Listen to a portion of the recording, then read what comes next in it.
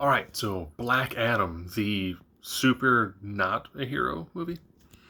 Mrs. Spider. Oh, I did, and it fixed that. Something like weird this whole time. This little section of hair just right here. All right, whatever. So saw it in theaters because that's the best way to see it, and that's just gonna look so weird. Yep. All right. Just don't look at the camera as much.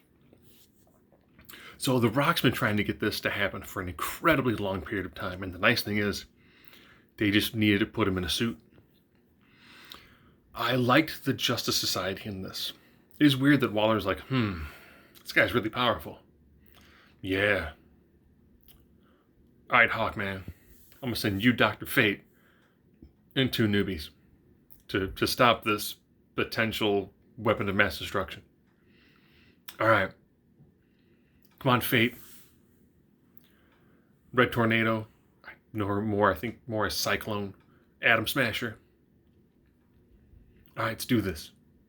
And I really do enjoy the fact that the chemistry between Hawkman and Fate is really good. Pierce Brosnan kills it in this film as it's Nelson Kent as Dr. Fate. Really, really solid acting here. I mean, he steals every single scene that he's in.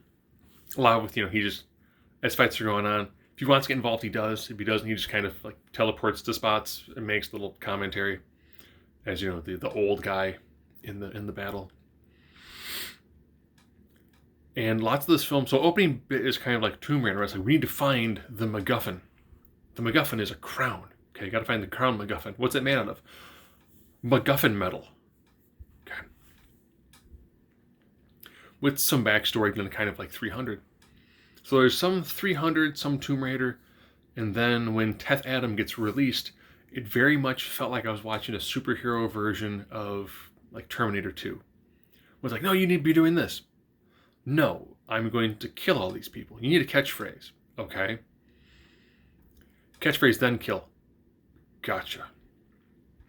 And it's The Rock just being The Rock. And I knew it was going to be more violent, but the first time you see him and he pretty much fatality electrocutes somebody, and then electrocutes a ton of people. And I do say I liked the songs they chose for the slow motion action sequences. When they're making plans, like, we hit the base like this. Or we can just wreck shop and make our way through it. So, villain, felt like they could have done more with the villain. This is one of those movies where I felt like it needed to be 10 minutes shorter and just be a sprint from start to finish. Or have like 10 more minutes to just do a little bit more character development. It was that weird sort of, I feel like there's a few minutes that's missing that people went, we want to add just 5-10 minutes to it to help flesh out some more characters and do a little more world building. What if we do it like this and then we just make it functionally like, okay, here's your action sequence, action sequence, action sequence. Okay, cool down from the action sequence and then ramp up into the next one. It's like watching a wrestling match where there's the high spots and then it kind of slows down, does some psychology, goes into a high spot.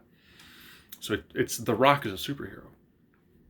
And of course there is the world's least controlled idea of, we've got a mid-credit scene. And I was like, this was really good. My daughter enjoyed it. This is the best superhero film that I've seen in quite some time. Now, the only one I've seen too was Thor 4. Screaming goats and thunder. But this one was done really well, and I was thinking, like, man, think of where the DCEU is now. You've got the Shazams, because they can't call them Marvels. You've got Black Adam. You have Wonder Woman. You've got Aquaman. The Flash movie's probably never going to come out because they want a tax write-off, which is fine. If they want to just, bring in the CW show version for a movie or two. They may or may not have a Batman they feel like using. They've got Henry Cavill as Superman. You now have a slew of just heavy hitters. And if they wanted to, be like, we need to pad this more. You've got live action Titans. Sorry. You've got this large group of people that have already been established and are all superheroes in their live action. If there's ever a time that now this is when you should do, the dark side story, it's now. You've got all of these heavy hitters. And you need a reason to have Black Adam leave Kahndaq.